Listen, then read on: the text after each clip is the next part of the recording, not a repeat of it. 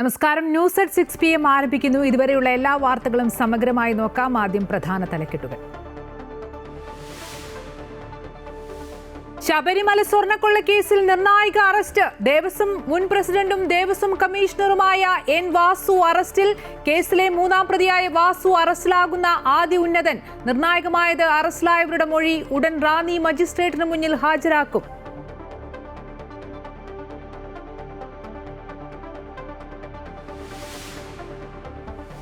ഡൽഹി സ്ഫോടന കേസിൽ കേന്ദ്ര ആഭ്യന്തര മന്ത്രാലയത്തിന് റിപ്പോർട്ട് നൽകി ഡൽഹി പോലീസ്. അന്വേഷണം NIAക്ക് ചാവേർ ആക്രമണമെന്ന് സ്ഥിരീകരണം. മരണം 12 സ്ഫോടനത്തിൽ ജെയ്ഷെ മുഹമ്മദിന് ബന്ധം. കാർ ഓടിച്ചിരുന്നത് ഫരീദാബാദ് ഭീകരസംഘത്തിൽ പോലീസ് തെരയുന്ന ഡോക്ടർ ഉമർ നബി. അന്വേഷണത്തിൽ പുൽവാമയിലെ വീട്ടിൽ നിന്ന് ലാപ്ടോപ്പും മൊബൈൽ ഫോണും കണ്ടെത്തി. കസ്റ്റഡിയിലെടുത്ത ഉമറിന്റെ അച്ഛനെ ജമ്മുകശ്മീർ പോലീസ് ചോദ്യം ചെയ്യുന്നു.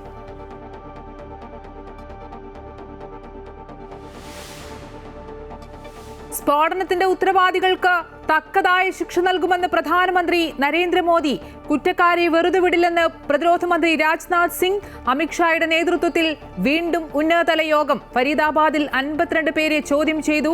6 പേർ കസ്റ്റഡിയിൽ. പാകിസ്ഥാനിൽ ബോംബ് സ്ഫോടനത്തിൽ 12 മരണം.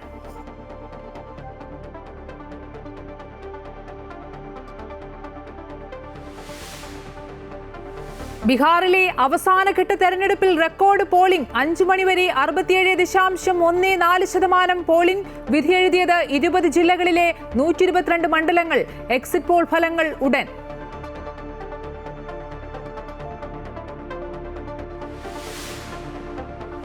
തദ്ദേശ തെരഞ്ഞെടുപ്പിൽ സ്ഥാനാർത്ഥി നിർണയം പൂർത്തിയാക്കാൻ തിരക്കിട്ട ചർച്ചകളുമായി മുന്നണികൾ. കോഴിക്കോട്, കൊല്ലം കോർപ്പറേഷനിലെ സ്ഥാനാർത്ഥികളെ പ്രഖ്യാപിച്ച് BJP. കൊച്ചി കോർപ്പറേഷനിലെ സ്ഥാനാർത്ഥികളെ പ്രഖ്യാപിച്ച് കോൺഗ്രസ്. CPMന്റെ പട്ടിക നാളെ. PV അൻവറിന്റെ UDF പ്രവേശനത്തിൽ തീരുമാനം ഇന്ന്.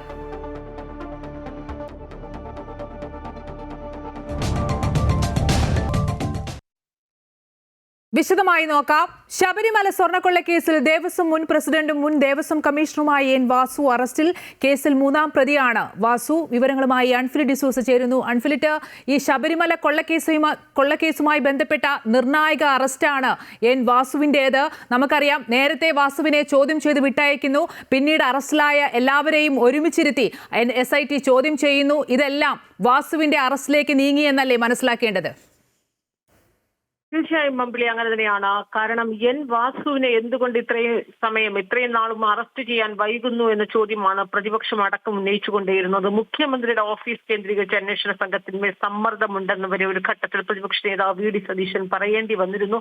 ആ രീതിയിൽ വലിയ രീതിയിലുള്ള വിമർശനങ്ങളും ആക്ഷേപങ്ങളും ആരോപണങ്ങളും എൻ വാസുവിന്റെ അറസ്റ്റ് വൈകുന്നതിനെ ചുറ്റിപ്പറ്റിയുണ്ടായിരുന്നു. കാരണം എൻ വാസു എന്ന് പറയുമ്പോൾ അദ്ദേഹത്തെ പല തവണയാണ് അന്വേഷണ സംഘം നോട്ടീസ് നൽകി ചോദ്യം ചെയ്യാനായി വിളിപ്പിക്കുന്നു, വിട്ടയക്കുന്നു.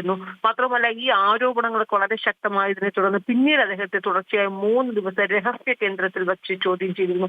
ആ ചോദ്യം ചെയ്യലിനൊടുവിലാണ് അദ്ദേഹം അറസ്റ്റിലാവുകയും ഇപ്പോൾ റാന്നിയിലേക്ക് കൊണ്ടുപോയിക്കൊണ്ടിരിക്കുകയും ചെയ്യുന്നത്. ഇന്ന് റാന്നി കോടതിയിൽ ഇന്ന് തന്നെ ഹാജരാക്കുമെന്നാണ് നമുക്ക് ലഭിക്കുന്ന വിവരം. കോടതിയിൽ അല്ലെങ്കിൽ മജിസ്ട്രേറ്റിന് മുന്നിലാകും ഹാജരാക്കുക.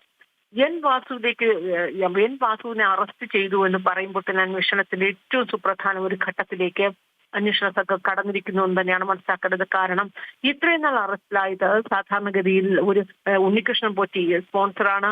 അതിനപ്പുറം 2019 ദേവസ്വം ഭരണസമിതിയിൽ ഉണ്ടായിരുന്ന എക്സിക്യൂട്ടീവ് ഓഫീസർ അടക്കമുള്ള ഉദ്യോഗസ്ഥർ, മുരാരി ബാബു അടക്കം ഉദ്യോഗസ്ഥരാണ് അറസ്റ്റിലായത്.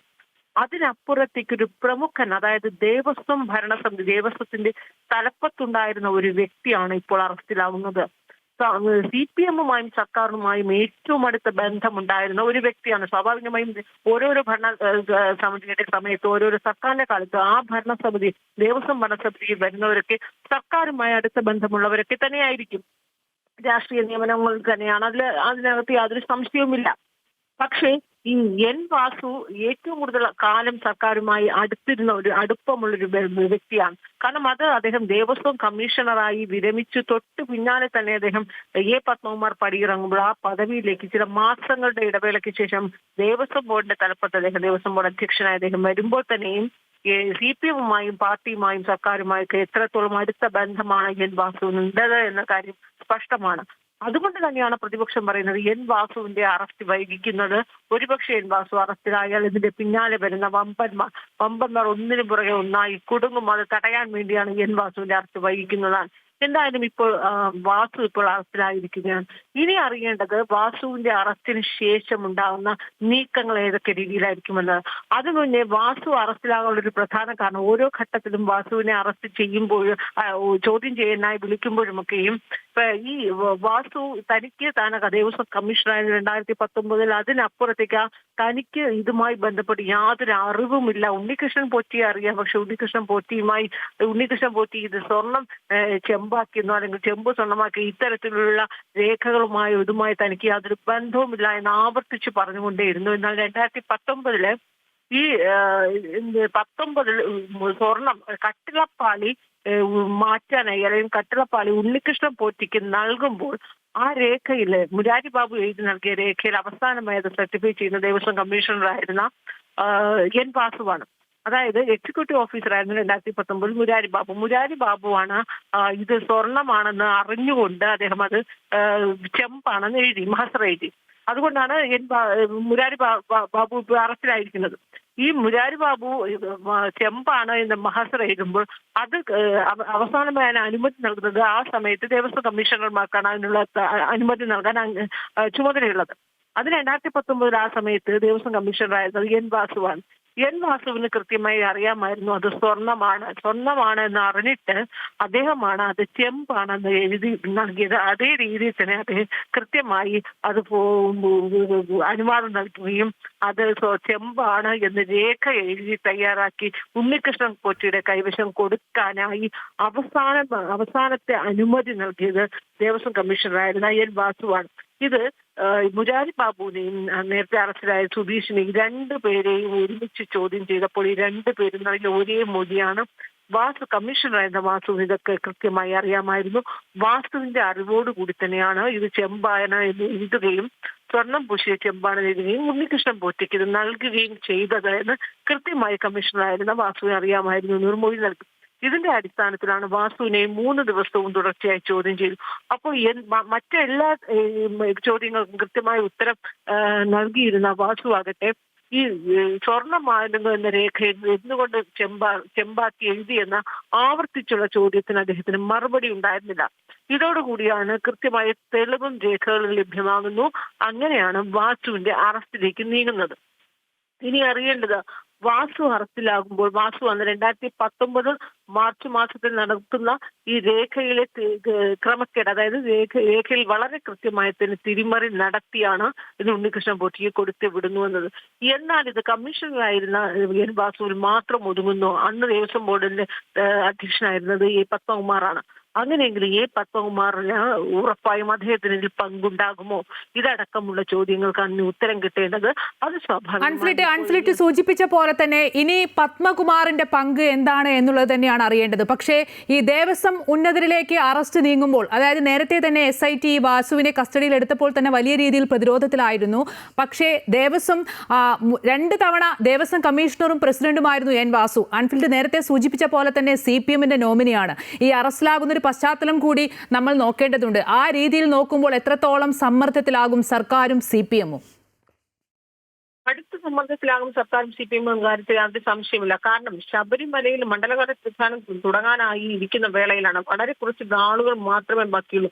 1, 2, 3 ദിവസം മാത്രം ബാക്കി നിൽക്കുകയാണ്. ഈ പുതിയ തീർത്ഥാടന കാലത്തിന് 2, 3 ദിവസങ്ങൾ മാത്രം ബാക്കി നിൽക്കവെയാണ് മുൻ Devaswom board commissioner Devaswom board പ്രസിഡന്റുമായിരിക്കുന്ന എൻ വാസു അറസ്റ്റിലായിരിക്കുന്നത്. ഏറ്റവും നിർണായകമായ സുപ്രധാനമായ അന്വേഷണത്തിന്റെ ഒരു വഴിത്തിരിവാണ് ഇപ്പോൾ സംഭവിച്ചിരിക്കുന്നത്. അത് ഈ മണ്ഡലകാലത്തിന് തൊട്ട് മുമ്പ്, തീർത്ഥാടനം ആരംഭിക്കുന്നതിന് തൊട്ട് മുമ്പ് ഈ അറസ്റ്റ്. പുതിയ അധ്യക്ഷൻ തിരുവിതാംകൂർ ദേവസ്വം ബോർഡിന്റെ പുതിയ അധ്യക്ഷനായി ജയകുമാർ ഭരണസമിതി ചുമതല ഏൽക്കുന്നതിന് തൊട്ട് ദിവസങ്ങൾക്ക് മുമ്പ് നടക്കുന്ന ഏറ്റവും പ്രധാനപ്പെട്ട ഒരു അറസ്റ്റ്. അതിനപ്പുറത്തേക്ക് തദ്ദേശ തെരഞ്ഞെടുപ്പിനെ CPM പാർട്ടി നേരിടുന്ന ഒരു വേള കൂടിയാണ്. അത് ഓരോ ഘട്ടത്തിൽ പോലും പാർട്ടിക്ക് ഇതുമായി യാതൊരു ബന്ധവുമില്ല, സർക്കാരിന് ഇതിൽ യാതൊരു ബന്ധവുമില്ല. അന്വേഷണം കൃത്യമായി നടക്കട്ടെ. ആ അന്വേഷണത്തിൽ കുറ്റക്കാരായവരാരായാലും അവർ സന്ദർശിക്കില്ല എന്ന് ആവർത്തിച്ച് പറയുന്നു. ദേവസ്വം ബോർഡിനോ ദേവസ്വം ഭരണസമിതിക്കോ ഇതിന് യാതൊരു ബന്ധവുമില്ല എന്നാണ് ഓരോ ഘട്ടങ്ങളിലും നിലവിലെ ദേവസ്വം മന്ത്രിയായിരിക്കുന്ന VN വാസവൻ അടക്കമുള്ള സംസ്ഥാന സെക്രട്ടറി MV ഗോവിന്ദൻ അടക്കം ഒരു ഘട്ടത്തിൽ മുഖ്യമന്ത്രി പോലും അന്വേഷണത്തിൽ പങ്കില്ല എന്നോ അല്ലെങ്കിൽ ആരൊക്കെ ഇതിനകത്ത് ഉണ്ടോ ഇല്ല എന്ന് പറയുന്നില്ല. പക്ഷെ അദ്ദേഹം വളരെ കൃത്യമായി പറഞ്ഞിരുന്നു അന്വേഷണം വരട്ടെ, വന്നു കഴിഞ്ഞാൽ ഇതിന്റെ കൃത്യമായി ആരൊക്കെയാണോ കുറ്റക്കാർ അവരെ ഒരിക്കലും സംരക്ഷിക്കുകയില്ല എന്ന് പറയുമ്പോഴും പാർട്ടിക്കോ സർക്കാരിനോ അല്ലെങ്കിൽ വകുപ്പുകൾക്കോ ഒന്നും തന്നെ ഇതുമായി യാതൊരു ബന്ധവുമില്ല. ഭരണസമിതിക്ക് പോലും ഇതിനകത്ത് പങ്കില്ല എന്ന് തന്നെയാണ് പാർട്ടിയും സർക്കാർ ഈ കാലം അത്രയും ഈ നാളുകൾ അത്രയും പറഞ്ഞുകൊണ്ടേയിരുന്നത്. അങ്ങനെ തന്നെയാണ് പറഞ്ഞു ഫലിപ്പിക്കാൻ ശ്രമിച്ചുകൊണ്ടേയിരുന്നത്. പക്ഷെ അവിടെയാണ് കൃത്യമായ ഒരു ആഘാതം അല്ലെങ്കിൽ തിരിച്ചടി പാർട്ടിക്കും സർക്കാരിനും ഉണ്ടായിരിക്കുന്നത്. കാരണം ഇവിടെ അറസ്റ്റിലായിരിക്കുന്നത് ദേവസ്വം മുൻ പ്രസിഡന്റ്, ദേവസ്വം കമ്മീഷണർ, അതിനപ്പുറത്തേക്ക് CPM ഏറ്റവും അടുത്ത ബന്ധമുള്ള ഒരു വ്യക്തിയാണ്. നമുക്കറിയാം പി കെ ഗുരുദാസൻ മന്ത്രിയായിരുന്നു. വി എസ് സർക്കാരിന്റെ കാലത്ത് പി കെ ഗുരുദാസൻ മന്ത്രി അദ്ദേഹത്തിന് ഈശ്വര പ്രൈവറ്റ് സെക്രട്ടറിയായി അദ്ദേഹം സേവനമനുഷ്ഠിച്ചിരുന്ന വ്യക്തിയാണ്. അതുകൊണ്ട് തന്നെ CPM ഏറ്റവും അടുത്ത ബന്ധമുള്ള ഒരു വ്യക്തിയാണ്. അതിനപ്പുറത്തേക്ക് ഈ പാർട്ടി ഇത്രയും കാലം പാർട്ടിക്കും സർക്കാരിനും ഇതിൽ ബന്ധമില്ല എന്ന് പറയുമ്പോഴാണ് പാർട്ടിയുമായി ഏറ്റവും അടുത്ത ബന്ധമുള്ള ഒരു വ്യക്തി ഈ തെരഞ്ഞെടുപ്പ് വേളയിൽ അദ്ദേഹം ഈ ശബരിമല സ്വർണ്ണക്കൊള്ള തന്നെയായിരിക്കും സർക്കാരിന് ഏറ്റവും പ്രതിരോധത്തിലാകുന്നത്, പ്രതിപക്ഷത്തിന് ഏറ്റവും വലിയൊരു പ്രചാരണ ആയുധമാകുന്ന വിഷയവും ശബരിമല സ്വർണ്ണക്കൊള്ളയാണ് എന്ന കാര്യത്തിൽ യാതൊരു തർക്കവുമില്ല. ഈ വിഷയം തെരഞ്ഞെടുപ്പിൽ വലിയ ചൂടേറിയ ചർച്ചാ വിഷയമായി മാറുന്ന വേളയിലാണ് പ്രചാരണം ആരംഭിച്ച ഘട്ടത്തിൽ ഈ രീതിയിൽ കേസുമായി ബന്ധപ്പെട്ട് ഏറ്റവും പ്രധാനപ്പെട്ട ഒരു അറസ്റ്റ് ഉണ്ടായിരിക്കുന്നു. ഒരു വമ്പൻ അറസ്റ്റിലായിരിക്കുന്നു. ഇതിനപ്പുറത്തേക്ക് മറ്റ് ആരിലേക്കൊക്കെയാകും വിരൽ ചൂണ്ടുക, മറ്റാരിലേക്കാകും അന്വേഷണം നീളുക. ഇതൊക്കെ സർക്കാരിനെ വലിയ രീതിയിൽ തന്നെ സർക്കാർ പ്രതിക്കൂട്ടിലും പ്രതിരോധത്തിലുമാകുന്നൊരു സന്ദർഭം തന്നെയാണ് ഇപ്പോൾ. അതിനപ്പുറത്തേക്ക് ഇനി അന്വേഷണം ആരിലേക്കാണ് നീളുന്നത് വലിയൊരു ചോദ്യമാണ്. കാരണം ഈ ചോദ്യം ചെയ്യുന്ന കസ്റ്റഡിയിലേക്ക് എൻ വാസുവിനെ കിട്ടുമ്പോൾ ഉറപ്പാണ് അന്വേഷണ സംഘം കൃത്യമായ തെളിവുകളും രേഖകളും മുന്നിൽ വെച്ചാകും എൻ വാസുവിനെ ചോദ്യം ചെയ്യുക. സ്വാഭാവികമായും അറസ്റ്റിലായിരിക്കുമ്പോൾ എൻ വാസു എത്രത്തോളം പ്രതിരോധത്തിലാകുമെന്ന കാര്യവും നമുക്ക് ഊഹിക്കാവുന്നതാണ്. അതിനപ്പുറത്തേക്ക് അദ്ദേഹത്തിന് ഈ പങ്ക് അന്ന് ദേവസ്വം ബോർഡ് 2019 ദേവസ്വം ബോർഡ് പ്രസിഡന്റായിരുന്ന പത്മകുമാറിന് യാതൊരു പങ്കുമില്ല എന്ന് എങ്ങനെ തെളിയിക്കാൻ കഴിയുമെന്നതൊരു ചോദ്യം. മാത്രമല്ല SIT നൽകിയിരിക്കുന്ന കുറ്റപത്രത്തിൽ ആദ്യം കോടതിയിൽ സമർപ്പിച്ച കുറ്റപത്രത്തിൽ 8ാം പ്രതിയായി 2019 ഭരണസമിതിയാണ് 8ാം പ്രതിയായി ചെയ്തത്. അതിൽ പത്മകുമാറിന്റെ പേര് വെച്ചിട്ടില്ല എങ്കിലും ആ ഭരണസമിതി ഇതിൽ 8ാം പ്രതിയാണ് എന്ന് പറയുന്ന ഒരു പറഞ്ഞു തന്നെയാണ് കുറ്റപത്രം സമർപ്പിച്ചിരിക്കുന്നത്. അതുകൊണ്ട് തന്നെ ഇനി എൻ വാസുവിനെ ചോദ്യം ചെയ്യുമ്പോൾ ആ സമയത്ത് 2019 ദേവസ്വം ബോർഡ് അധ്യക്ഷനിലേക്ക് മാറുമോ? അങ്ങനെയെങ്കിൽ പിണറായി സർക്കാരിന്റെ കാലത്ത് 3 ടൈമിലാണ് ദേവസ്വം വകുപ്പ് കൈകാര്യം ചെയ്യുന്ന. ആ 3 ടൈമിലുണ്ടായിരുന്ന 3 ഭരണസമിതിയും പ്രതിക്കൂട്ടിലാവുന്ന ഒരു സാഹചര്യം ഉണ്ടാകുമോ? എല്ലാവരും കാത്തിരിക്കുന്നത് അതിനപ്പുറത്തേക്ക് വകുപ്പുകളിലേക്ക് ആ സമയത്ത് അതാത് സമയത്തുണ്ടാകുന്ന ദേവസ്വം വകുപ്പുകളിലേക്ക് വിരൽ ചൂണ്ടുമോ എന്നാണ്, അന്വേഷണം നീളുമോ എന്നാണ്. അങ്ങനെ കാണുമ്പോൾ ഇപ്പോൾ തന്നെ മുൻ 3 മന്ത്രിമാർ, ദേവസ്വം മന്ത്രിമാർ, മുൻ മന്ത്രിമാർ ഉൾപ്പെടെ 3 പേർ പ്രതിരോധത്തിലാണ്. അല്ലെ 3 പേരിലേക്ക് അന്വേഷണം നീളുമെന്നുള്ള വാർത്തകളും അഭ്യൂഹങ്ങളും ഒക്കെ വലിയ രീതിയിൽ അന്തരീക്ഷത്തിൽ നിൽക്കുന്നുണ്ട്. അങ്ങനെയെങ്കിൽ മുൻ ദേവസ്വം മന്ത്രിമാരിലേക്കൊക്കെ അന്വേഷണം നീളുകയാണെങ്കിൽ ഈ തെരഞ്ഞെടുപ്പ് വേളയിൽ അല്ലെങ്കിൽ ഈ തദ്ദേശ തെരഞ്ഞെടുപ്പ് വേളയിലൊക്കെ സർക്കാർ വലിയ രീതിയിൽ പ്രതിരോധത്തിലാകുമെന്ന കാര്യത്തിൽ യാതൊരു ശരി. ശബരിമല സ്വർണ്ണക്കൊള്ള കേസിൽ ദേവസ്വം മുൻ പ്രസിഡന്റും മുൻ ദേവസ്വം കമ്മീഷണറുമായ എൻ വാസു അറസ്റ്റിലായിരിക്കുകയാണ്. കേസിലെ 3ാം പ്രതിയാണ് വാസു. വാസുവിന്റെ അറസ്റ്റ് ഏറെ നിർണായകമാണ്. ഈ സ്വർണ്ണപ്പാളി എങ്ങനെ ചെമ്പാക്കി എന്നീ രേഖകളിൽ എഴുതിയത് വാസുവാണ്. ഇത്തരം ചോദ്യങ്ങൾക്കൊന്നും വാസുവിന് കൃത്യമായ മറുപടി ഉണ്ടായിരുന്നില്ല. അത് തന്നെയാണ് അന്വേഷണത്തിലേക്ക് നീങ്ങിയത്. അൺഫിലിറ്റ് സൂചിപ്പിച്ച പോലെ തന്നെ 2019 ശബരിമല സ്വർണ്ണക്കൊള്ളയുമായി ബന്ധപ്പെട്ട് എല്ലാ ക്രമക്കേടുകളും നടക്കുമ്പോൾ അന്നത്തെ പ്രസിഡന്റായിരുന്ന പത്മകുമാറിലേക്ക് ഇനി അന്വേഷണ സംഘം എത്തുമോ എന്നുള്ളതാണ്. ആരിലേക്ക് അന്വേഷണ സംഘം എത്തിയാലും LDF സർക്കാർ പ്രതിരോധത്തിലാകുമെന്ന കാര്യം ഉറപ്പാണ്. കാരണം ഈ ക്രമക്കേടുമായി ബന്ധപ്പെട്ട എല്ലാ ക്രമക്കേടുകളും നടന്നത് LDFന്റെ കാലത്തായതുകൊണ്ട് തന്നെ CPM ഈ അന്വേഷണവുമായി ബന്ധപ്പെട്ട് ദേവസ്വം ഉന്നതരിലേക്ക് അന്വേഷണ സംഘം നീങ്ങുമ്പോഴും അറസ്റ്റിലേക്ക് എത്തുമ്പോഴും വലിയ രീതിയിൽ ആശങ്കപ്പെടുന്നു, പ്രതിരോധത്തിലാകുന്നു എന്നുള്ളതും കൂടി കൂട്ടി വായിക്കേണ്ടതുണ്ട്. വിശദാംശങ്ങൾ നൽകുകയായിരുന്നു അൺഫിലിറ്റ് ഡിസൂസ.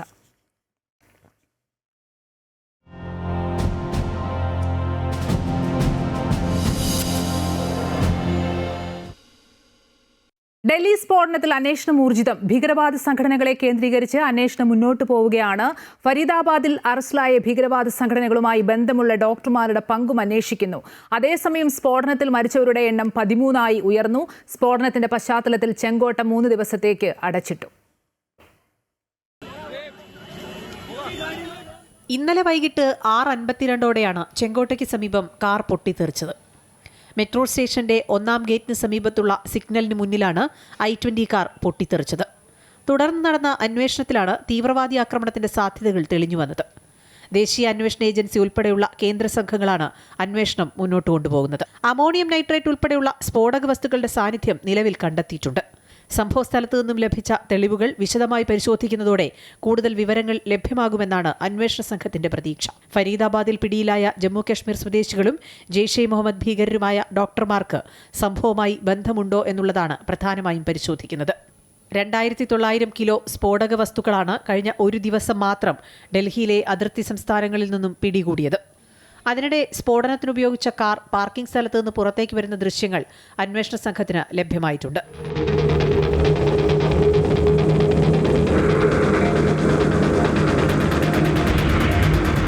മാസ്ക് ധരിച്ച ഒരാൾ പണം നൽകി പോകുന്നതാണ് ദൃശ്യങ്ങളിലുള്ളത്.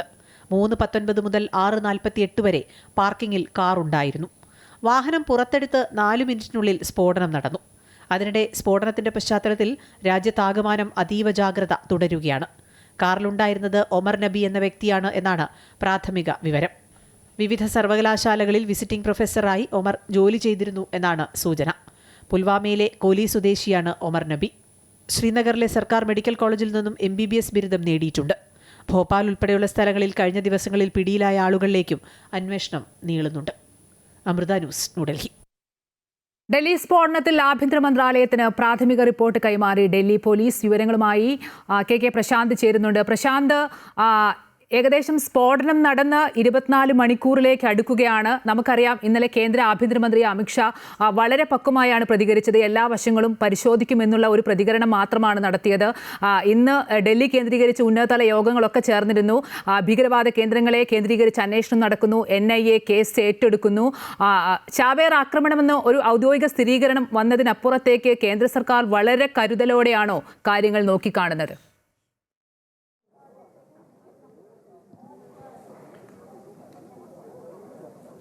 അമ്പിളി, ഈ സ്ഫോടനത്തിൻ്റെ തുടക്കം ഉണ്ടായ ഒരു സമയമെന്ന് പറയുന്ന 6:22 എന്നുള്ളതാണ് ഏറ്റവും ഒടുവിൽ വരുന്ന വിവരം. അതനുസരിച്ചാണെങ്കിൽ ഇപ്പോൾ നമ്മൾ ഈ പറയുന്ന സമയത്തിന് 6 മിനിറ്റ് കഴിയുമ്പോഴേക്കും ഈ വാഹനം പാർക്കിങ്ങിൽ നിന്ന് പുറത്തേക്ക് എടുത്തു എന്നുള്ളതാണ്. അതായത് ഇപ്പോൾ ഈ നിൽക്കുന്ന ഇതേ സ്ഥലത്ത് ഇതിന് തൊട്ടടുത്ത് 50 മീറ്റർ അകലം മാത്രമാണ് ഈ സ്ഫോടനം ഉണ്ടായത്. അത് കണക്കാക്കുമ്പോൾ സ്വാഭാവികമായും ഇന്നലെ ഇവിടെ വലിയ തിരക്കുണ്ടായിരുന്ന ഒരു സ്ഥലമാണ്. അവിടെ ഇപ്പോൾ ഒരു തരത്തിലും പൊതുജനങ്ങളെ ഇല്ല, അവരെല്ലാം തന്നെ പൂർണ്ണമായി ഒഴിപ്പിച്ചിട്ടുണ്ട്. മാത്രമല്ല, ഈ കടകളും മറ്റ് സംവിധാനങ്ങളും എല്ലാം തന്നെ അടച്ച അവസ്ഥയാണുള്ളത്. അത്ര അധികം സുരക്ഷാ സംവിധാനങ്ങൾ ഒരുക്കിയിട്ടുണ്ട്. ഇന്നലെ ഇതേ സമയത്താണ് ഇതിന് കുറച്ചുകൂടി കഴിയുമ്പോഴേക്കും ഈ സ്ഫോടനം നടന്നു എന്നുള്ളതാണ് പ്രധാനപ്പെട്ട കാര്യം. അതുകൊണ്ട് തന്നെ അത്രയും അധികം ഏത് തരത്തിലാണ് ആ കാര്യങ്ങൾ മുന്നോട്ട് പോയത് എന്നുള്ളതാണ് പ്രധാനമായും പരിശോധിക്കുന്നത്. ഈ വാഹനത്തിൻ്റെ സമയക്രമം സംബന്ധിച്ചുള്ള വിവരങ്ങൾ ഇപ്പോൾ ദേശീയ മാധ്യമങ്ങൾ, പ്രത്യേകിച്ച് ദേശീയ ഏജൻസികളടക്കം തന്നെ പുറത്തുവിട്ട ഒരു സാഹചര്യമുണ്ട്. അതിനിടയിൽ തന്നെയാണ് ഡൽഹി പോലീസാണ്, ഡൽഹി ക്രൈംബ്രാഞ്ചാണ് ഇതിൻ്റെ പ്രാഥമിക അന്വേഷണം ആദ്യഘട്ടത്തിൽ നടത്തിയത്. അവരതിന്റെ പ്രാഥമിക റിപ്പോർട്ടാണ് ഇപ്പോൾ കേന്ദ്ര ആഭ്യന്തര മന്ത്രാലയത്തിന് നൽകിയിട്ടുള്ളത്.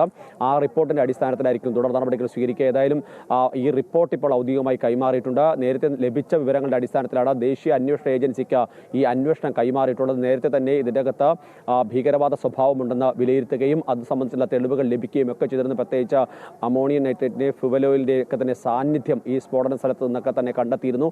അതിന്റെ കൂടി അടിസ്ഥാനത്തിലാണ് അത്തരമൊരു നീക്കമുണ്ടായത്. ഇനിയിപ്പോൾ ദേശീയ അന്വേഷണ ഏജൻസി ഇതിന്റെ വിശദമായ പരിശോധനകൾ ആരംഭിക്കും. നേരത്തെ തന്നെ ഇവിടെ നിന്ന് ലഭിക്കാവുന്ന മുഴുവൻ വിവരങ്ങളും അവർ ശേഖരിച്ചിട്ടുണ്ട്. ഇതിൽ ഏറ്റവും പ്രധാനപ്പെട്ടത് ഇതിൽ ആരാണ് ഈ ചാവേർ ആയത് എന്നുള്ളതാണ്. ഉമർ നബി എന്ന തരത്തിൽ തന്നെയാണ് കാര്യങ്ങൾ ഇപ്പോൾ എത്തി നിൽക്കുന്നത്. ഉമർ നബിയുടെ DNA പരിശോധനാ ഫലം വരേണ്ടതുണ്ട്. ഇയാളുടെ അച്ഛൻ്റെയും അതുപോലെ തന്നെ അമ്മയുടെയൊക്കെ തന്നെ DNA സാമ്പിളുകൾ ശേഖരിച്ചിട്ടുണ്ട്. ഇത് പരിശോധിച്ച് അടുത്ത നടപടിയിലേക്ക് കടക്കുമെന്നുള്ളതാണ് വ്യക്തമാക്കാനുള്ളത്. മറ്റൊന്ന്, ഈ ഡോക്ടർമാരെ കേന്ദ്രീകരിച്ച് 6 ഡോക്ടർമാരാണ് പ്രധാനമായും ഇത്തരത്തിൽ ഈ ഭീകരവാദ പ്രവർത്തനങ്ങളിലേക്ക് എത്തിയതെന്നാണ് മനസ്സിലാക്കാൻ കഴിയുന്നത്. അതിലൊരാളാണ് ഈ ഉമർ നബി. അതുപോലെ തന്നെ മറ്റ് ചില ആളുകളുണ്ട്. മുഹമ്മദ് ആദിലുണ്ട്. അതുപോലെ തന്നെയാണ് മറ്റ് ചില പ്രധാനപ്പെട്ട ആളുകൾ കൂടിയുണ്ട്. അതിലൊരു വനിതാ ഡോക്ടർ കൂടിയുണ്ട് എന്നുള്ളതാണ് പ്രധാനപ്പെട്ട കാര്യം. അതുകൊണ്ട് തന്നെ ഇവരെയൊക്കെ കേന്ദ്രീകരിച്ച അന്വേഷണമാണ് ഈ ഘട്ടത്തിൽ മുന്നോട്ട് പോകുന്നത്. ഇപ്പോൾ നിലവിൽ കസ്റ്റഡിയിലുള്ള ആളുകളിൽ നിന്ന് ചോദ്യം ചെയ്യുന്നതിന്റെ അടിസ്ഥാനത്തിൽ ലഭിക്കുന്ന വിവരങ്ങൾ അനുസരിച്ചാണ് തുടർ നീക്കങ്ങൾ ഉണ്ടാകുന്നത്. ഫരീദാബാദിലും അതുപോലെ തന്നെ ലക്നൌവിലെല്ലാം തന്നെ വലിയ തരത്തിലുള്ള പരിശോധന ഇപ്പോഴും തുടരുന്നുണ്ട്. വിവിധ ഇടങ്ങളിൽ തീവ്രവാദ വിരുദ്ധ സേനയും ഒപ്പം തന്നെ ജമ്മു കാശ്മീർ പോലീസിന്റെ സാന്നിധ്യം എല്ലാ സ്ഥലങ്ങളിലെ പരിശോധനയിൽ ഉണ്ട് എന്നുള്ളതാണ് എടുത്തു പറയേണ്ടത്. കാരണം ഈ ഇപ്പോൾ കസ്റ്റഡിയിലായിട്ടുള്ളവരും ഇതിന് നേതൃത്വം നൽകിയതും ഇതിന്റെ ആരൊക്കെയാണ് സൂത്രധാരൻ അവരെല്ലാം തന്നെ പുൽവാമ സ്വദേശികളാണ് എന്നുള്ളതാണ് പ്രധാനപ്പെട്ട കാര്യം. അതുകൊണ്ട് തന്നെയാണ് ആ മേഖലയിൽ നിന്നുള്ള വിവരങ്ങൾ പ്രധാനമായും ജമ്മു കാശ്മീർ പോലീസ് രഹസ്യാന്വേഷണ വിഭാഗത്തിന് കൈമാറുന്നത്. ഇതിൽ മറ്റൊരു പ്രധാനപ്പെട്ട കാര്യം എന്ന് പറയുന്നത് ഇത്രയധികം സ്ഫോടക വസ്തുക്കൾ എങ്ങനെയാണ് ഡൽഹിയുടെ ഈ തൊട്ടടുത്ത് വരെ എങ്ങനെ എത്തി എന്നുള്ളതാണ് എല്ലാവരും വലിയ സംശയത്തോടെ നിൽക്കുന്നത്. അതുകൊണ്ട് തന്നെ ഇത് ഇത്രയും വസ്തുക്കൾ മാത്രമാണ് ഉള്ളത്, മറ്റേതെങ്കിലും സ്ഥലത്ത് കൂടുതൽ ശേഖരങ്ങളുണ്ടോ, എവിടെയെങ്കിലും എത്തിയിട്ടുണ്ടോ, കൂടുതൽ ആളുകൾ ഉണ്ടായിട്ടുണ്ടോ തുടങ്ങിയ കാര്യങ്ങൾ പ്രധാനമായി പരിശോധിക്കുന്നുണ്ട്. കഴിഞ്ഞ ആഴ്ച 2 പേരെ നേരത്തെ തന്നെ ATSന്റെ ഭാഗത്തുനിന്ന് പിടികൂടിയിരുന്നു. അതിൽ ഡൽഹി പോലീസിന്റെ സംവിധാനമൊക്കെ തന്നെ അതിന്റെ ഭാഗമായി ഉണ്ടായിരുന്നു. ആ സമയത്ത് തന്നെ ഇതുമായി ബന്ധപ്പെട്ട ഒരു അന്വേഷണം മുന്നോട്ട് പോയിരുന്നു. അതിൽ തന്നെ പറഞ്ഞത് ആ വന്ന ആളുകൾ ചാവേറാകാനുള്ള പരിശീലനം ലഭിച്ച ആളുകളാണ് എന്നുള്ളതാണ്. അതിനുശേഷമാണ് ഇത്തരം ഒരു ആക്രമണം കൂടി ഉണ്ടായത്. അതുകൊണ്ട് തന്നെ കൂടുതൽ ആളുകൾ എത്തിയിട്ടുണ്ടോ, മറ്റ് ഏതെങ്കിലും തരത്തിലുള്ള കേന്ദ്രീകരണം ഉണ്ടായിട്ടുണ്ടോ തുടങ്ങിയ കാര്യങ്ങളാണ് പ്രധാനമായി പരിശോധിക്കുന്നത്.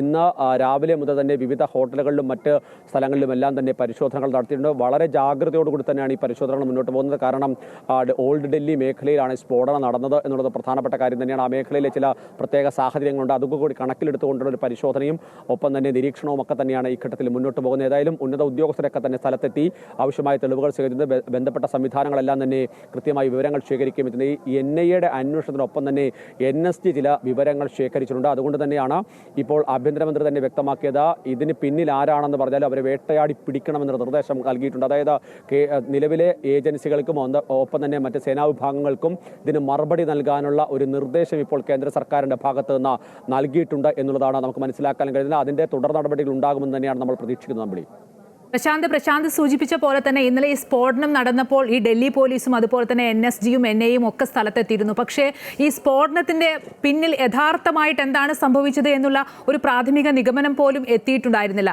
ഇപ്പോൾ ഭീകരവാദ ബന്ധം കേന്ദ്രീകരിച്ച് അന്വേഷണം പുരോഗമിക്കുമ്പോൾ പ്രശാന്ത് സൂചിപ്പിച്ച പോലെ തന്നെ ഈ സ്ഫോടനവുമായി ബന്ധപ്പെട്ട് കസ്റ്റഡിയിലായവരും നേരത്തെ അറസ്റ്റിലായവരൊക്കെ ഒരു വലിയ ശൃംഖലയുടെ ഭാഗമാണ്. ആ രീതിയിൽ അതിന്റെ ഒരു തുടർ നടപടിയുടെ ഭാഗമായിട്ട് തന്നെയാണോ ഈ ഡൽഹിയുടെ ഏറ്റവും തന്ത്രപ്രധാനമായ സ്ഥലത്തും സ്ഫോടനം നടത്തിയത് എന്നുള്ളത് തന്നെയാണോ മനസ്സിലാക്കുന്നത്? ആ രീതിയിലുള്ള ഒരു അനുമാനമൊക്കെ എങ്ങനെയാണ്?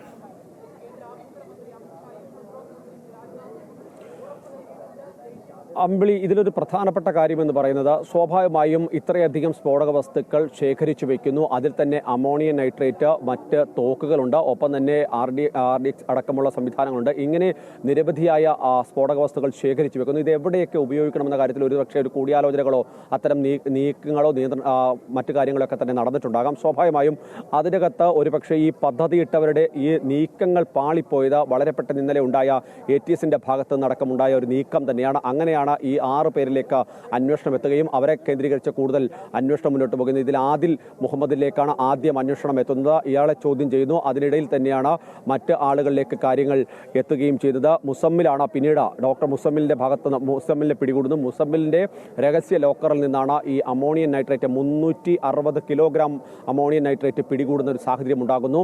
ഒരു പക്ഷേ ഈ വളരെ പെട്ടെന്ന് ഇത്തരം ഒരു നീക്കമുണ്ടാകുക, അല്ലെങ്കിൽ ഇങ്ങനെ ഒരു സ്ഫോടനത്തിലേക്ക് കാര്യങ്ങൾ എത്തിയത് ഇത്തരം ഒരു നീക്കമുണ്ടായതിന്റെ കൂടി ഭാഗമാണ് എന്നുള്ളതാണ് പ്രാഥമിക വിലയിരുത്തപ്പെട്ടത്. കാരണം ഇനി തുടർന്ന് അങ്ങോട്ട് പോയി കഴിഞ്ഞാൽ ഒരുപക്ഷെ ഈ ഇങ്ങനെ ഒരു അന്വേഷണത്തിലേക്ക് കാര്യങ്ങൾ എത്തിയേക്കാം എന്നുള്ളതാണ്.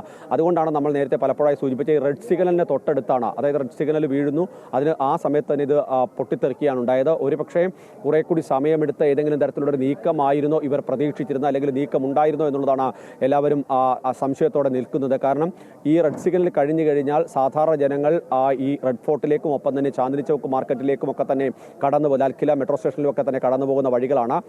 ആളുകളെല്ലാം അതിന് ഈ മാർക്കറ്റിന് സമീപത്തേക്ക് വാഹനങ്ങൾ, അതിനുള്ളിലേക്ക് വാഹനങ്ങൾ കടത്തിവിടില്ല. സാധാരണ ജനങ്ങൾ അവിടേക്ക് നടന്നാണ് പോകുക. ഈ വഴിയിലാണ് അതിന് തൊട്ടടുത്താണ് ഈ സ്ഫോടനം നടക്കുന്നത്. സ്വാഭാവികമായി ഒരുപക്ഷെ ഈ ജനക്കൂട്ടത്തിനിടയിലേക്ക് ഈ വാഹനം കയറ്റുകയായിരുന്നോ അതോ തൊട്ടടുത്ത് വാഹനങ്ങളിലേക്ക് കയറാൻ അല്ലെങ്കിൽ ആളുകൾ യാത്രയ്ക്കായി എത്തുന്ന ഒരു സ്ഥലമുണ്ട്, തൊട്ടടുത്ത് തന്നെയാണ്. ഇതെല്ലാം ഒരു 50 മീറ്ററിനുള്ളിലുള്ള പ്രദേശങ്ങൾ തന്നെയാണ്. അവിടേക്ക് എത്താനുള്ള ഒരു നീക്കമായിരുന്നു എന്നുള്ളതാണ് മനസ്സിലാക്കുക. അതിൽ ഏതെങ്കിലും തരത്തിൽ ഈ തിടുക്കമുണ്ടായത് ഒരുപക്ഷെ ഇത്തരം കൂട്ടാളികൾ പിടിക്കപ്പെട്ടത് കൊണ്ടാണോ എന്നുള്ള കാര്യങ്ങൾ കൂടി ഇപ്പോൾ പരിശോധിക്കുന്നുണ്ട്. ഏതായാലും ഈ ഡോക്ടർമാരുടെ ഒരു സംഘത്തെ ഇതിനായി നിയോഗിച്ചു എന്നുള്ളതാണ് ഏറ്റവും പ്രധാനപ്പെട്ട കാര്യം. 6 പേരടങ്ങുന്ന സംഘം. സാധാരണഗതിയിൽ ഏതെങ്കിലും ഒരു ഘട്ടത്തിൽ ഇതുമായി ബന്ധപ്പെട്ട കാര്യങ്ങൾ മനസ്സിലാകുന്ന ആരെങ്കിലുമൊക്കെ ഈ സംഘങ്ങളിൽ ഉണ്ടാകാറുണ്ട്. ഇത്തരം പ്രവർത്തനങ്ങളിലൊക്കെ തന്നെ രാജ്യവിരുദ്ധ പ്രവർത്തനങ്ങൾ നടക്കുന്ന കൂട്ടത്തിലൊക്കെ ഉണ്ടാകാറുണ്ട്. പക്ഷേ ഇത് പൂർണ്ണമായും ഇത്തരമൊരു വിഭാഗത്തെ കേന്ദ്രീകരിച്ച് അവരിലേക്ക് മാത്രം ഇതിന്റെ ചുമതല കൊടുക്കുന്നു, അവർ മാത്രമായി ഇതിനെയൊക്കെ ഇറങ്ങിത്തിരിക്കുന്നു, അവരെ ഇത്തരം ചിന്തകളിലേക്ക് എത്തിച്ചു എന്നുള്ളതാണ് പ്രധാനപ്പെട്ട കാര്യം. ആ കാര്യങ്ങൾ സംബന്ധിച്ചാണ് കൂടുതൽ അന്വേഷണം മുന്നോട്ട് പോകുന്നത്. അതുകൊണ്ട് തന്നെ ഇവർ പ്രാദേശികമായി ഏതൊക്കെ തരത്തിലുള്ള പ്രവർത്തനങ്ങൾ ഏർപ്പെട്ടിരുന്നു തുടങ്ങിയ കാര്യങ്ങൾ പുൽവാമ കേന്ദ്രീകരിച്ച് ജമ്മു കാശ്മീർ പോലീസിന്റെ ഭാഗത്തു നിന്നൊക്കെ തന്നെ അന്വേഷിക്കുന്നുണ്ട്. നേരത്തെ കുടുംബാംഗങ്ങളിൽ നിന്ന് വിവരങ്ങൾ തേടിയിട്ടുണ്ട്. അവർ തന്നെ പറഞ്ഞത് 2 മാസമായി ഇതിൽ തന്നെ ചില ആളുകൾ, ഈ ഉമർ നബി അടക്കമുള്ള ആളുകൾ വീട്ടിലേക്ക് എത്തിയിരുന്നില്ല. മാത്രമല്ല വർഷത്തിൽ 2 തവണയൊക്കെ വന്നു പോയിരുന്ന ആളുകളൊക്കെ ഇതിനകത്തുണ്ട്. പക്ഷേ 3 വർഷമായി ഇവരൊക്കെ തന്നെ ഫരീദാബാദ് കേന്ദ്രീകരിച്ച് നിന്നിരുന്നു എന്നുള്ളതാണ്. അതായത് ഇത് വളരെ ആസൂത്രിതമായി വളരെ പെട്ടെന്ന് എടുത്തൊരു തീരുമാനത്തിന്റെ ഭാഗമായി ഉണ്ടായ സ്ഫോടനമായിരിക്കാം ഒരുപക്ഷെ. പക്ഷേ ഇതിനുള്ള നീക്കങ്ങൾ തുടങ്ങിയിട്ട് കുറേ കാലമായിരുന്നു. ഇവരിതിന്റെ ഭാഗമായി ഈ ഭീകരവാദ സംഘടനകളുടെ ഭാഗമായി അവരുടെ ആശയത്തിൽ ഇടപെട്ട് അവരോടൊപ്പം ചേർന്ന് പ്രവർത്തിക്കാൻ തുടങ്ങിയിട്ടൊക്കെ ഒരുപക്ഷെ കുറേ കാലമായിരിക്കാം എന്ന് തന്നെയാണ് വിലയിരുത്തപ്പെടുന്നത്. ഇക്കാര്യങ്ങളെല്ലാം തന്നെ ഇനി അന്വേഷണത്തിന്റെ ഭാഗമായി വരേണ്ടതാണ്. ഇപ്പോൾ നിലവിൽ ഇതുമായി ബന്ധപ്പെട്ട ആ കോളേജുമായി ബന്ധപ്പെട്ട് നടത്തിയ പരിശോധനകളുടെ ഭാഗമായി 52 പേരെ ചോദ്യം ചെയ്യുന്നു. അതിൽ 6 പേർ കസ്റ്റഡിയിലായിട്ടുണ്ട്. ഇവരിൽ നിന്ന് ലഭിക്കുന്ന വിവരങ്ങൾ കൂടി അന്വേഷിച്ച് നടപടിയിലെക്കും. നേരത്തെ ഡൽഹിയിൽ നടത്തിയ പരിശോധനയിൽ 4 പേരെ കസ്റ്റഡിയിലെടുത്തിരുന്നു. അവരിൽ നിന്ന് ചില വിവരങ്ങൾ ലഭ്യമായിട്ടുണ്ട് എന്നുള്ളതാണ് നമുക്ക് മനസ്സിലാക്കാൻ കഴിയുന്നത്. അമ്പിളി, ശരി. ഡൽഹി സ്ഫോടനവുമായി ബന്ധപ്പെട്ട അന്വേഷണം ഊർജിതമാക്കിയിരിക്കുകയാണ്. NIA കേസ് ഏറ്റെടുത്തു. ആഭ്യന്തര മന്ത്രാലയത്തിന് പ്രാഥമിക റിപ്പോർട്ട് കൈമാറിയിട്ടുണ്ട് ഡൽഹി പോലീസ്. ഇതിന്റെ അടിസ്ഥാനത്തിലായിരിക്കും ഇനി അന്വേഷണം മുന്നോട്ട് പോവുക. എന്തായാലും ഭീകരവാദ കേന്ദ്രങ്ങൾ കേന്ദ്രീകരിച്ച് തന്നെയാണ് അന്വേഷണം മുന്നോട്ട് പോകുന്നത്. ഒപ്പം ഡൽഹി കേന്ദ്രീകരിച്ച് ഉന്നതതല യോഗങ്ങളും ചേരുന്നുണ്ട്. വിശദാംശങ്ങൾ നൽകുകയായിരുന്നു KK പ്രശാന്ത്. ചെങ്കോട്ട സ്ഫോടനത്തിന് കാരണക്കാരായ ഒരാളെയും വെറുതെ വിടില്ലെന്ന് പ്രധാനമന്ത്രി നരേന്ദ്രമോദി. ഉത്തരവാദികൾക്ക് തക്കതായ ശിക്ഷ നൽകുമെന്ന് പ്രധാനമന്ത്രി ഉറപ്പ് നൽകി. ഭൂട്ടാനിലെ തിമ്പുവിൽ നടന്ന പൊതുപരിപാടിയിൽ സംസാരിക്കുകയായിരുന്നു അദ്ദേഹം. ഭൂട്ടാൻ രാജാവിന്റെ പിതാവും മുൻ ഭരണാധികാരിയുമായ ജിഗ്മേ സിംഗെ വാങ്ചുക്കിന്റെ 70ാം ജന്മദിനാഘോഷങ്ങളിൽ പങ്കെടുക്കാനാണ് പ്രധാനമന്ത്രി എത്തിയത്. बहुत भारी मन से आया हूं। कल शाम दिल्ली में हुई भयावह घटना ने सभी के मन को व्यथित कर दिया है। मैं पीड़ित परिवारों का दुख समझता हूं। आज पूरा देश उनके साथ खड़ा है। ഭാരിച്ച ഹൃദയത്തോടെയാണ് ഇവിടെ താൻ നിൽക്കുന്നതെന്ന് പറഞ്ഞായിരുന്നു പ്രധാനമന്ത്രി നരേന്ദ്രമോദി തന്റെ പ്രസംഗം തുടങ്ങിയത്. ചെങ്കോട്ട സ്ഫോടനത്തിൽ മരിച്ചവരുടെ കുടുംബാംഗങ്ങളുടെ ദുഃഖം മനസ്സിലാക്കുന്നുവെന്നും രാഷ്ട്രം അവർക്കൊപ്പമുണ്ടെന്നും പ്രധാനമന്ത്രി പറഞ്ഞു. നമ്മുടെ അന്വേഷണ ഏജൻസികൾ ഈ ഗൂഢാലോചനയുടെ ചുരുളഴിക്കും. ഇതിന് പിന്നിലെ ഗൂഢാലോചനക്കാരെ വെറുതെ വിടില്ല. ഉത്തരവാദികളായ എല്ലാവരെയും നിയമത്തിന് മുന്നിൽ കൊണ്ടുവരുമെന്നും മോദി പറഞ്ഞു. हमारी एजेंसियां इस षड्यंत्र की तह तक जाएगी। इसके पीछे के षड्यंत्रकारियों को बख्शा नहीं जाएगा। All those responsible will be brought to justice. സ്ഫോടനത്തിൽ മരിച്ചവർക്ക് പരിപാടിയിൽ അനുശോചനം രേഖപ്പെടുത്തി. ഭൂട്ടാൻ രാജാവിന്റെ നേതൃത്വത്തിലാണ് അനുശോചന പ്രാർത്ഥന നടന്നത്. Pray for the people who sadly lost their lives yesterday in Delhi. We'd like to pray for them. Last ngachigutugel.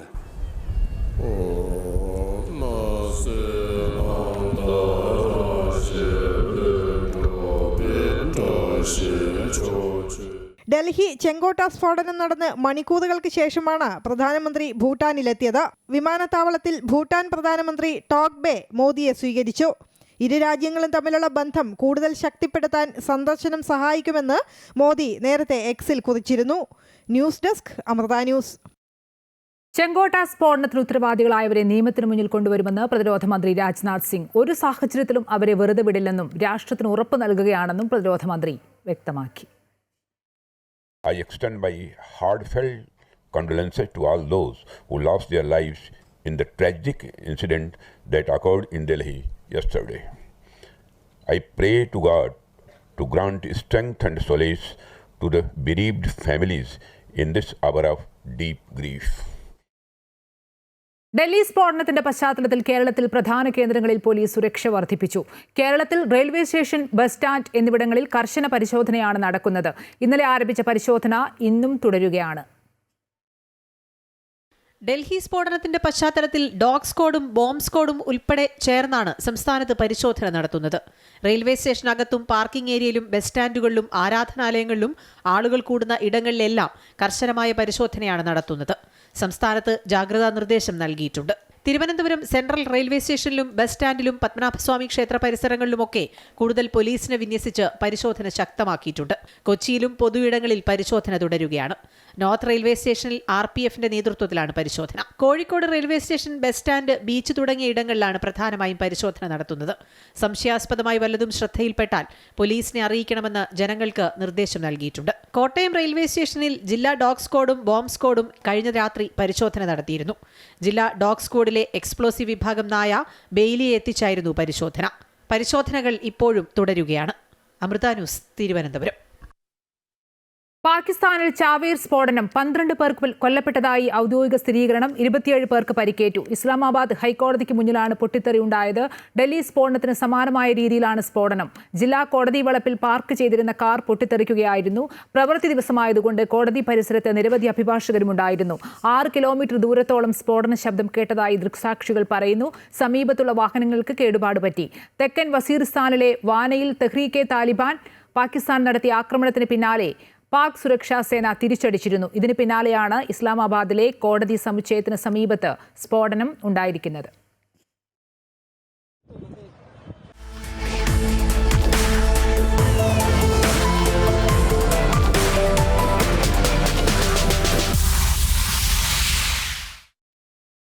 ബീഹാറിൽ രണ്ടാം ഘട്ട വോട്ടെടുപ്പിലും റെക്കോർഡ് പോളിംഗ്. 5 മണിവരെ 67.14% പോളിംഗ് രേഖപ്പെടുത്തിയത്. 20 ജില്ലകളിലെ 122 മണ്ഡലങ്ങളാണ് ഇന്ന് വിധിയെഴുതിയത്. ഒന്നാം ഘട്ടത്തിൽ 65.08% പോളിംഗ് ആണ് രേഖപ്പെടുത്തിയത്.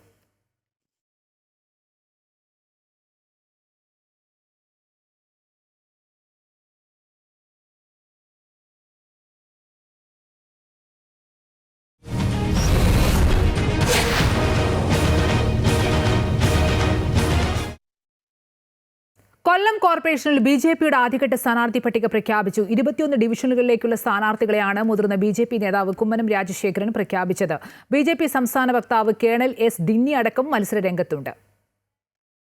വികസിത കൊല്ലം, അഴിമതിരഹിത ഭരണം എന്ന സന്ദേശം മുന്നോട്ട് വച്ചായിരുന്നു കൊല്ലം കോർപ്പറേഷനിൽ BJPയുടെ ആദ്യഘട്ട സ്ഥാനാർത്ഥി പ്രഖ്യാപനം. വിഭവശേഷി വിനിയോഗിക്കുന്നതിൽ കൊല്ലം കോർപ്പറേഷൻ പരാജയമാണെന്നും വികസിത കൊല്ലം BJP ഉറപ്പു നൽകുന്നുവെന്നും മുതിർന്ന BJP നേതാവ് കുമ്മനം രാജശേഖരൻ പറഞ്ഞു. വികസനത്തിൻ്റെ വ്യക്തമായ നയരേഖയാണ് ഭാരതീയ ജനതാ പാർട്ടിക്ക് NDAയ്ക്കുള്ളത്. അതുകൊണ്ട് ഈ തെരഞ്ഞെടുപ്പ് വളരെ പ്രാധാന്യമർഹിക്കുന്നതാണ്. സംശുദ്ധമായ ഭരണം, അതായത് ഒരു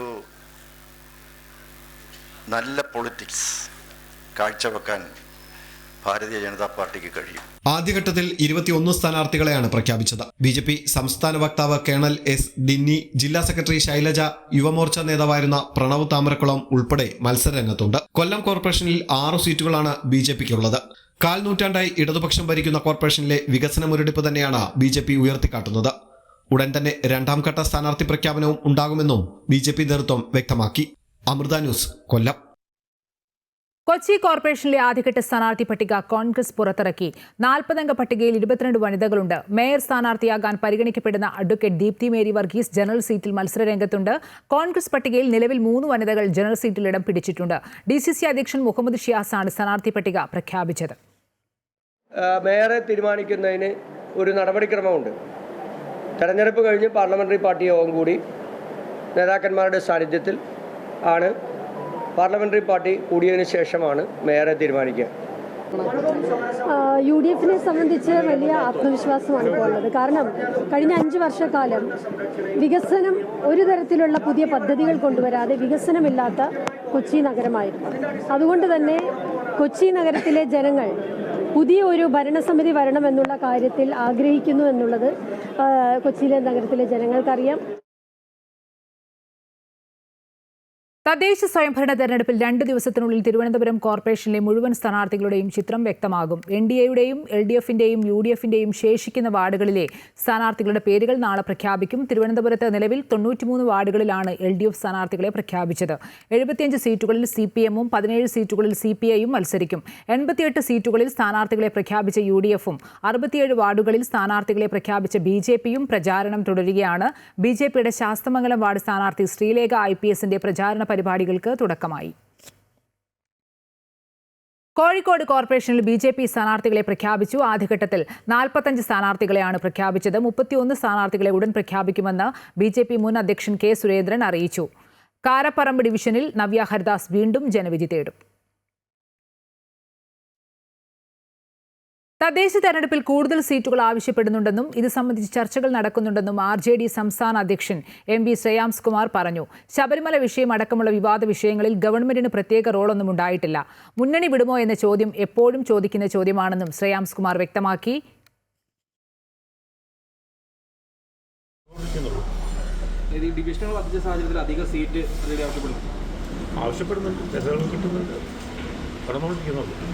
അതുപോലെ ഈ ശബരിമല വിഷയം അടക്കമുള്ള പ്രശ്നങ്ങൾ ജൈവരാജ്യങ്ങളെ സ്വാധീനിക്കുമെന്നൊരു വിലയിരുത്തലുണ്ടോ? ഇല്ല, അത് ഗവൺമെന്റിന്റെ പ്രത്യേക റോളൊന്നും ഉണ്ടായിട്ടില്ലല്ലോ. അതിപ്പോൾ ഏറ്റവും നല്ല ആളെ അതിനെ പ്രസിഡന്റ് ആക്കിയില്ല. അതുപോലെ ഈ മുന്നണി വിടുമെന്നുള്ള ചർച്ചകൾ എപ്പോഴും ചോദിക്കുന്ന ചോദ്യമാണ്. പത്തനംതിട്ട ഏനാദിമംഗലം പഞ്ചായത്തിലെ മെമ്പർ ഉൾപ്പെടെയുള്ള CPM പ്രവർത്തകർ കോൺഗ്രസിൽ ചേർന്നു. 4ാം ward member Lakshmi G Nair CPM പ്രവർത്തകയും ഏനാദിമംഗലം പഞ്ചായത്തിലെ മുൻ ആരോഗ്യ സ്റ്റാൻഡിംഗ് കമ്മിറ്റി ചെയർപേഴ്സണുമായ ദീപാ സത്യൻ ഉൾപ്പെടെയുള്ള പ്രവർത്തകരാണ് കോൺഗ്രസിൽ ചേർന്നത്.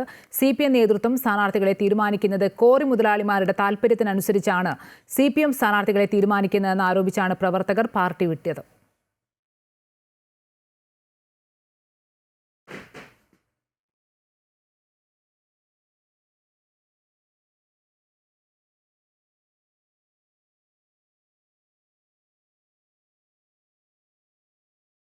തൃശൂർ പുത്തൂർ സുവോളജിക്കൽ പാർക്കിൽ ഗുരുതര സുരക്ഷാ വീഴ്ച. 10 മാനുകൾ ചത്തു. തെരുവുനായുടെ ആക്രമണത്തിലാണ് മാനുകൾ ചത്തതെന്നാണ് പ്രാഥമിക നിഗമനം.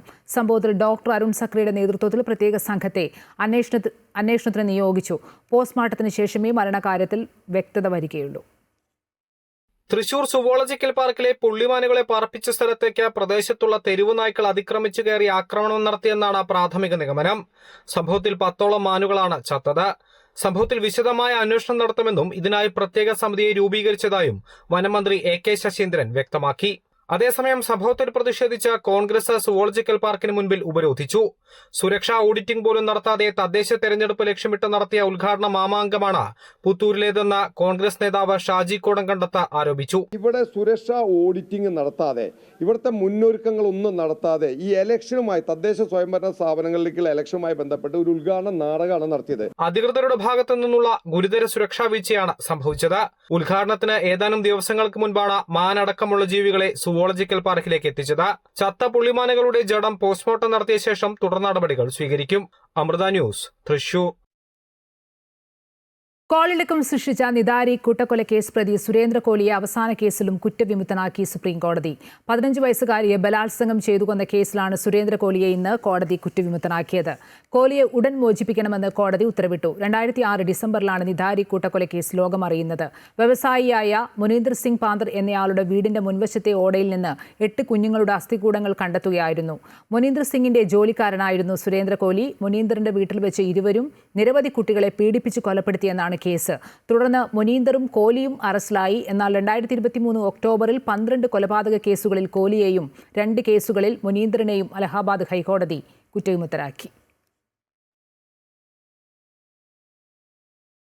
രഞ്ജി ട്രോഫി ക്രിക്കറ്റിൽ കേരളവും സൗരാഷ്ട്രയും തമ്മിലുള്ള മത്സരം സമനിലയിൽ അവസാനിച്ചു. 330 റൺസ് വിജയലക്ഷ്യവുമായി ഇറങ്ങിയ കേരളം അവസാന ദിനം 3-154 എന്ന നിലയിലാണ് രണ്ടാം ഇന്നിംഗ്സ് അവസാനിപ്പിച്ചത്.